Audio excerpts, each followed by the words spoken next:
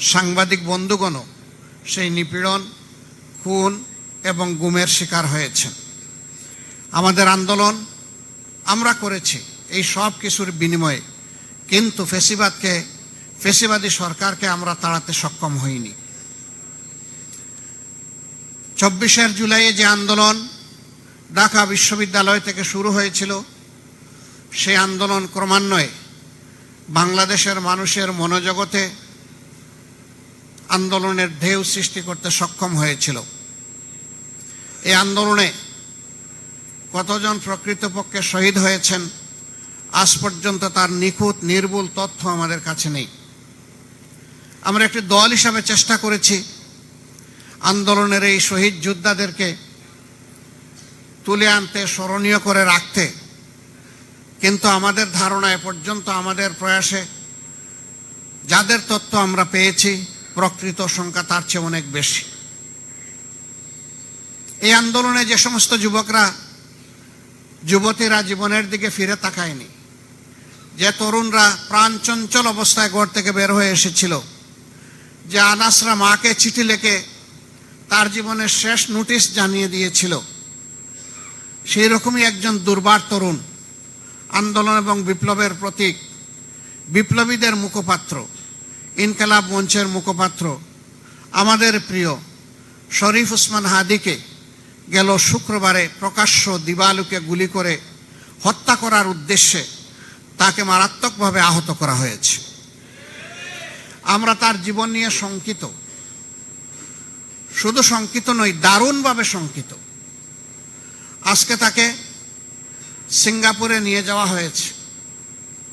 জানি না আল্লাহ তাআলা তার কপালে, কিসমতে, ভাগ্যে কি লিখে রেখেছেন।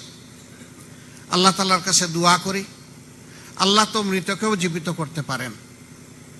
তুলিজুল হাইয়্যা মিনাল মাইয়্যিত, আল্লাহ বলুল হাইয়্যা মিনাল মাইয়্যিত, যে আমি মৌতের ভিতর থেকেও জীবন দিয়ে বের করে আনতে পারি। এবং আল্লাহ তা দুনিয়াবাসীকে বহুবার দেখিয়েছে। আমরা আল্লাহ তাআলার দরবারে বিগলিত চিত্তে দোয়া করি, আল্লাহ তাআলা তার কুদরতের হাত হাদির দিকে সম্প্রসারিত করে তাকে তিনি আবার বিপ্লবী হিসাবে আমাদের কাছে ফিরিয়ে দিন। প্রসঙ্গক্রমে এখানে বলতে হয়, তার উপরে এই বেদনাদায়ক কাপুরুষিত এই আক্রমণের কারণে আজকে গোটা দেশবাসী, যাদের মনে সামান্য মানবিক মূল্যবোধ আছে, সবাই দারুণভাবে ব্যথিত। তারা সকলে সমবেদনা জ্ঞাপন করছেন। এমনি প্রেক্ষাপটে আজকে অত্যন্ত দায়িত্বশীল একটি জায়গায় থেকে বর্তমানে কার্যত বাংলাদেশ এই কয়টা দিন যাদের নিয়ন্ত্রণে চলবে, সেই নির্বাচন কমিশনের প্রধান তিনি একটি বক্তব্য রেখেছেন, যা আমি বিশ্বাস করি আমার মতো সমস্ত মানুষকে আহত করেছে। তার উদ্দেশ্য দেখা আমাদের দায়িত্ব নয়, বক্তব্যের বিষয়ে জাতির সামনে এসেছে। জাতি তার এই বক্তব্যকে মোটেই ভালোভাবে গ্রহণ করেনি, অথচ তিনি আছেন একটি নিরপেক্ষ জায়গায় বসে। আমি তাকে বিনয়ের সাথে অনুরোধ করব, আপনার এই বক্তব্যের ব্যাখ্যা আপনাকে দিতে হবে। জাতির মনে আপনি বক্তব্য যে দুঃখ সৃষ্টি করেছেন, এই দুঃখ দূর করার দায়িত্ব আপনার। আপনাকে প্রমাণ করতে হবে আপনি যে সেনসিটিভ জায়গায় এখন দায়িত্ব পালন করছেন, এই জায়গায় দায়িত্ব পালনের জন্য আপনি উপযুক্ত ব্যক্তি। এটা আপনাকেই প্রমাণ করতে হবে। এই জন্য আমি অনুরোধ করব, দেরি না করে তিনি যেন তার বক্তব্যটি জাতির সামনে স্পষ্ট করেন। তাহলে জাতি তার ব্যাপারে যদি কোনো দুঃখ পেয়ে তাকে হয়তো দূর হবে, না হয় জাতি সিদ্ধান্ত নেবে, দুইটার যে কোনো একটা হবে। আমরা উনি এবং উনার মতো রাষ্ট্রের গুরুত্বপূর্ণ দায়িত্বে যারা আছেন, তাদের সকলের কাছে বিনয়ের সাথে অনুরোধ করব, আপনারা কেউ দায়িত্ব জ্ঞানহীন কোনো আচরণ এই জাতির সাথে করবেন না। সকল জায়গা থেকে আমরা দায়িত্বপূর্ণ আচরণ দেখতে চাই। সরকার শরীফ ওসমান হাদির ব্যাপারে, তার চিকিৎসার ব্যাপারে তারা পদক্ষেপ নিয়েছেন, সরকারকে আমরা সাধুবাদ জানাই। কিন্তু আমরা এটাও চাই না এইরকম তরুণ বিপ্লবীরা আহত হবে, মৃত্যুর দুয়ারে চলে যাবে, তারপরে সরকার নড়ে চড়ে বসবে। আমরা এটাও চাই না। বরঞ্চ এই অবস্থা, এই দুঃসাহস কেউ যাতে না দেখাতে পারে, এই জন্য সরকারকে তার দায়িত্ব অবশ্যই পালন করতে হবে। আজকে অনেকের পদত্যাগের ব্যাপারে দাবি উঠেছে। আমরা তাদেরকে অনুরোধ করব, আপনারা পদত্যাগ নয় বরঞ্চ দায়িত্ব পালনের যোগ্য, এটাও আপনারা প্রমাণ করুন। যদি প্রমাণ করতে ব্যর্থ হন, মনে রাখবেন 5 আগস্ট বারবার ফিরে আসবে। কিন্তু এটা আমাদের কামনা নয়। কেনই বারবার এই জাতি জীবন দিবে? কেন রক্তের হুলি খেলা হবে? আমাদের কামনা হচ্ছে আগামীর একটি ঐক্যবদ্ধ, মানবিক, দুর্নীতিমুক্ত বাংলাদেশ, যেই বাংলাদেশ হবে তারুণ্যের বাংলাদেশ। যেই তরুণরা বিজয় এনে দিয়েছে, আমরা এই বাংলাদেশ তাদের হাতে তুলে দিতে চাই। এই জন্যই আজকে তরুণরা টার্গেট, এর জন্যই আজকে বিপ্লবীরা টার্গেট। আমরা ওই সমস্ত দুষ্কৃতিকারীদেরকে বলতে চাই, এইভাবে কাপুরুষোচিত হামলা করে 2-1 মানুষকে দুনিয়া থেকে উঠায় দেওয়ার যে ষড়যন্ত্র তোমরা করছো জাতিকে ভয় দেখানোর, তোমাদের প্রত্যেকটি বুলেটের আঘাত এই জাতিকে নতুন করে জীবন দিবে ইনশাআল্লাহ। অতএব সাবধান। যদি ভালো হয়ে যাও ভালো, যদি ভালো না হোক তাহলে এই জাতি তার প্রয়োজনীয় পাওনা সকলের কাছ থেকে আদায় করে ছাড়বে। প্রিয় দেশবাসী, আমরা অতীত নিয়ে পড়ে থাকতে চাই না। এটি একটি গতিশীল জাতির পরিচয় কখনো বহন করে না। আমরা আমাদের প্রিয় জাতিকে বিভক্ত দেখতে চাই না। আমরা একটা ঐক্যবদ্ধ জাতি দেখতে চাই। আমরা এটাও চাই না যে আমাদের জাতির উপর বাহির থেকে কেউ এসে খবরদারি করুক, দাদাগিরি করুক। এইটা আমরা বরদাস্ত করব না। 54 বছর আমাদের ভাগ্য চূড়াবালিতে হারিয়ে গিয়েছিল। জনগণের ভাগ্যকে কুলে নিয়ে, বুকে নিয়ে আমরা সামনের দিকে দুর্বার গতিতে এগিয়ে যেতে চাই। আমরা ইতিমধ্যেই ঘোষণা করেছি, বিভক্তি নয় ঐক্য, হিংসা নয় ভালোবাসা, দুর্নীতি নয় স্বচ্ছতা এবং দায়বদ্ধতা, অবিচার নয় সকলের জন্য সুবিচার, বেকারত্ব নয় হাতে হাতে কাজ।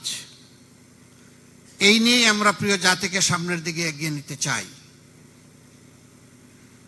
আমরা আমাদের জাতির প্রতি গভীর আস্থা রাখি। জাতি, এই পুড় খাওয়া জাতি, 54 বছর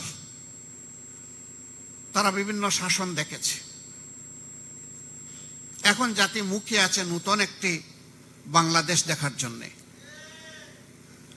অতীতের যত ময়লা আবর্জনা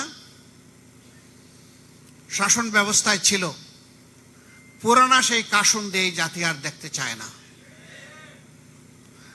এগুলাকে পায়ের তলায় ফেলে দু পায়ে মাড়িয়ে সামনের দিকে নতুন বাংলাদেশের যাত্রা শুরু হবে ইনশাআল্লাহ।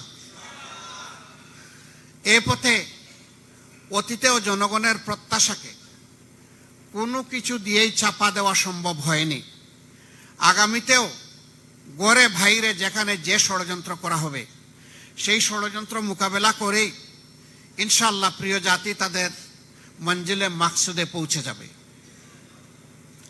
এখানে আমরা কারো সাথে কোনো ধরনের আপোষ করব না।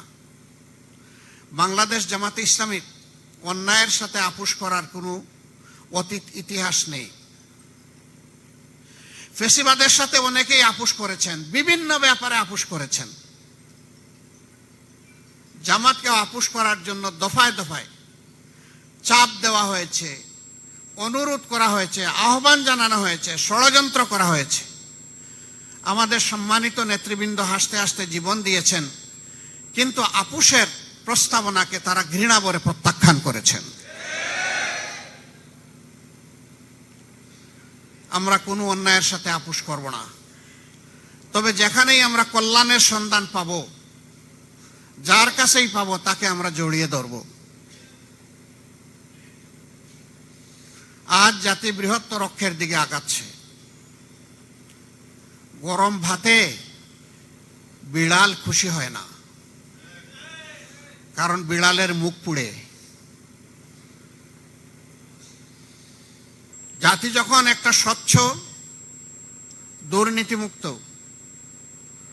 সমাজ দেখার জন্য মুখিয়ে আছে, তখন জাতিকে ভয় ভীতি সৃষ্টি করে বিভিন্ন ধরনের অপপ্রচারের মাধ্যমে সমাজে বিভেদ রেখা টেনে যারা ফ্যাসিবাদী ছিলেন তাদেরকে নূতনভাবে তোয়াজ করে আবার বাংলাদেশকে একদল উঠে পড়ে লেগেছেন। তারা সেই পুরানা পচা আমলে ফিরিয়ে নিতে চান। আপনারা চিহ্নিত হয়ে গিয়েছেন। আপনারা এতদিন বর্ণচূড়া ছিলেন, এখন আপনাদের রূপ প্রকাশ পেয়েছে। আমরা আপনাদেরকে বলবো, নিজেদেরকে সংশোধন করুন, অনুতপ্ত হন, ক্ষমা চান এবং এই অপকর্ম থেকে বিরত থাকুন। যদি না থাকেন, জাতি আপনাদেরকে ক্ষমা করবে না। সম্মানিত বন্ধুগণ, আগামীর বাংলাদেশ হবে ইনশাআল্লাহ একটা মাথা উঁচু করে দাঁড়ানো বাংলাদেশ। আমি বলেছি এই বাংলাদেশ হবে তারুণ্য নির্ভর বাংলাদেশ। এই বাংলাদেশ বিশ্বের সভ্য জাতিগুলোর সাথে প্রতিযোগিতা করার বাংলাদেশ। এই বাংলাদেশ হবে প্রত্যেকটি মানুষের জীবন সম্পদ এবং ইজ্জতের নিরাপত্তার বাংলাদেশ। বিশেষ করে আমাদের মা বোনদের ইজ্জতের নিরাপত্তা শতভাগ নিশ্চিত করার বাংলাদেশ। আর কোথাও থেকে কোনো একজন মা বোন কিংবা জায়ার কান্না আর আমরা শুনতে চাই না। যে এই সমাজ আমাকে অপমান করেছে, এই বক্তব্য আর শুনতে চাই না।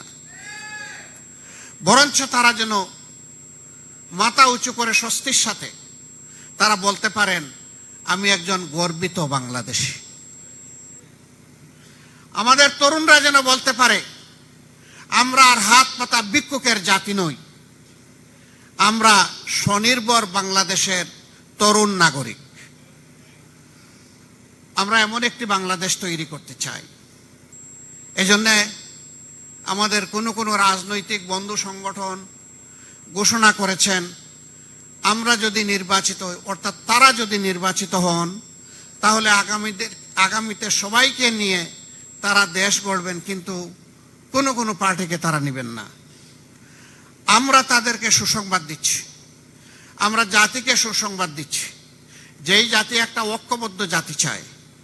আল্লাহ তাআলার মেহেরবানিতে প্রিয় দেশের জনগণের ভালোবাসায় আমাদেরকে নির্বাচিত করেন, আমরা তাদেরকেও বাদ দিব না। সবাইকে নিয়ে আমরা ইনশাআল্লাহ ঐক্যবদ্ধ জাতি করব। আমরা সরকারে আসার জন্য তাদেরকে আহ্বান জানাবো, আসুন। আমরা চাই সবাই যার যার জায়গা থেকে সর্বোচ্চ অবদানটা রাখুন। এই জাতিকে নূতন করে কিছু দিন। আমাদের আশা হতো আমাদের বুক ভাঙা জাতিকে, আসুন সেই ভাঙ্গা বুক জোড়া লাগিয়ে তাদেরকে সামনের দিকে আমরা মুক্তির আলো দেখাই। শর্ত মাত্র 3টা। আমি প্রথমে 2টা বলেছিলাম, তারপরে আমার তরুণ বিপ্লবী বন্ধুদের আরেকটা পরামর্শকে আমি মনে করেছি ওইটাও যথার্থ। নাম্বার 1, যারাই আমাদের সাথে আসবেন তাদেরকে অঙ্গীকার করতে হবে প্রকাশ্যভাবে জনগণের কাছে তারা নিজে দুর্নীতি করবেন না এবং কোনো ধরনের দুর্নীতিকে প্রশ্রয় দেবেন না। নাম্বার 2, সমাজে সকলের জন্য ন্যায় বিচার নিশ্চিত হবে। কোনো রাজনৈতিক দল কিংবা ব্যক্তি বিচার ব্যবস্থার উপর সামান্য কোনো হস্তক্ষেপ করতে পারবেন না। নাম্বার 3, জাতির প্রত্যাশা পূরণে এ পর্যন্ত সংস্কারের জন্য যে সমস্ত প্রস্তাব পেশ করা হয়েছে তারা এই সংস্কার আন্তরিকতার সাথে বাস্তবায়নের সহযোগী হবেন, অংশগ্রহণকারী হবেন। এই 3 বিষয়ে যারা একমত হবেন তাদের জন্য আমাদের দরজা খোলা থাকবে ইনশাআল্লাহ। আমরা জানি না আগামী দিন আল্লাহ তাআলা এই বাংলাদেশ জাতির দায়িত্ব কার হাতে তুলে দেবেন, কারণ আল্লাহ নিজেই ঘোষণা করেছেন, কুলিল্লাহুম্মা মালিকাল মুলক তুতিল মুলকা মান তাশা। এ মহান সৃষ্টি জগতের সব কিছুর বাদশাহী আমার, আমি আল্লাহ। এরপরে সেই আল্লাহ তাআলা বলছেন, তবে দুনিয়ার শৃঙ্খলার জন্যে বিভিন্ন জায়গায় বিভিন্ন জাতি, গোষ্ঠী, ভাষা, বর্ণ আমি তৈরি করেছি। ওই জায়গাগুলোতে আমি ছোট ছোট মুলুকিয়ত দিয়ে থাকি, কর্তৃত্ব দিয়ে থাকি, শাসন ক্ষমতা দিয়ে থাকি। আমি দেই মানুষের কল্যাণের জন্য দেই, সমাজের শৃঙ্খলার জন্য দেই, শান্তির জন্য দেই। তবে এই দায়িত্ব পালনে কেউ যদি ব্যর্থ হয় তারও জেনে রাখা উচিত, তানজিউল মুলকা মিম্মান তাশা। তখন কিন্তু আমি ঝাপটা মেরে সেই দায়িত্ব কেড়ে নিয়ে যাই।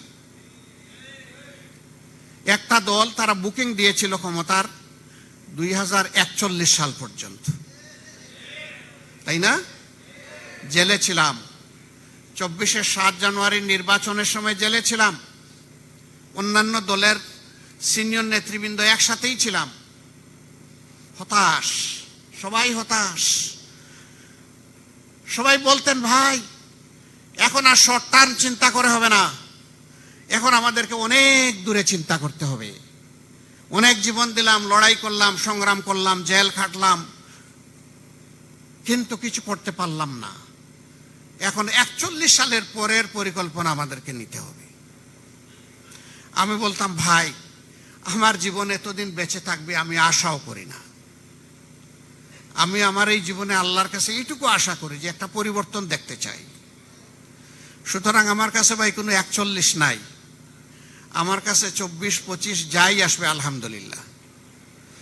বলতো এগুলা দুর্বল মনের সান্ত্বনা। আমি বললাম, মন একটা দুর্বল হোক সবল হোক, সান্ত্বনা দেওয়ার জায়গায় একটাই, সেটা হচ্ছেন আল্লাহ রাব্বুল আলামিনের সাহায্য। ওই সাহায্যের দিকে তাকায় থাকবো, যতক্ষণ না আসবে তাকায়েই থাকবো। আলহামদুলিল্লাহ, যদি 24 না হতো আজকের 25-এ এখানে এইভাবে দাঁড়াতে পারতাম না। যদি 24 না হতো, আমরা যারা নির্বাচনের কথা বলছি, নির্বাচনের প্রস্তুতি নিচ্ছি, আমাদের মুখ দিয়ে নির্বাচন নামক কোন শব্দ বের হতো না।